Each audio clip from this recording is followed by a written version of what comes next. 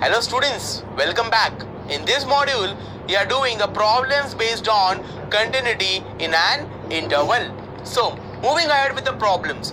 What does it say? You need to find the value of a and b in the complete range of 0 to pi. When you have the equations as x plus a root 2 sin x in the range 0 to pi by 4 and 2x cot x plus b in the range pi by 4 to pi by 2 and a cos 2x minus b sin x in the range pi by 2 to pi.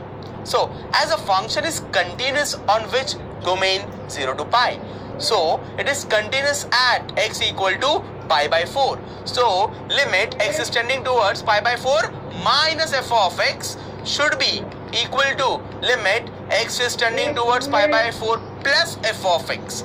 In this case, for x is tending towards pi by 4 minus f of x, from the question the equation is x plus a root 2 sin x. In this case, substitute x as pi by 4.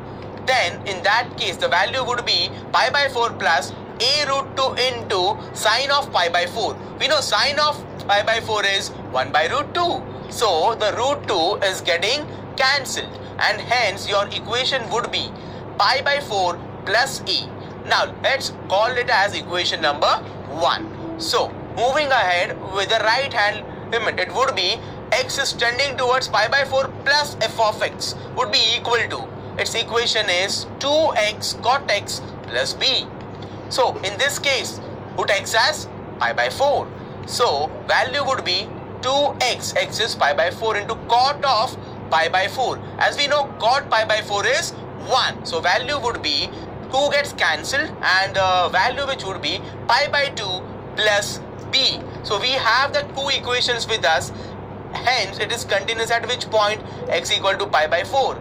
And for both of these equations are pi by 4 plus a, and for the right hand limit equation is pi by 2 plus b. So in this case, if we equate these two equations, we get equation of a minus b as pi by 4.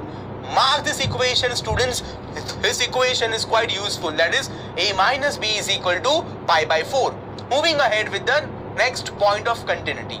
It is also continuous at x equal to pi by 2. So similarly, if it is continuous at x equal to pi by 2, limit x is tending towards pi by 2 minus f of x should be equal to limit x is tending towards pi by 2 plus f of x. In this case, for pi by 2 minus, equation is 2x cot x plus b. So in this case, x is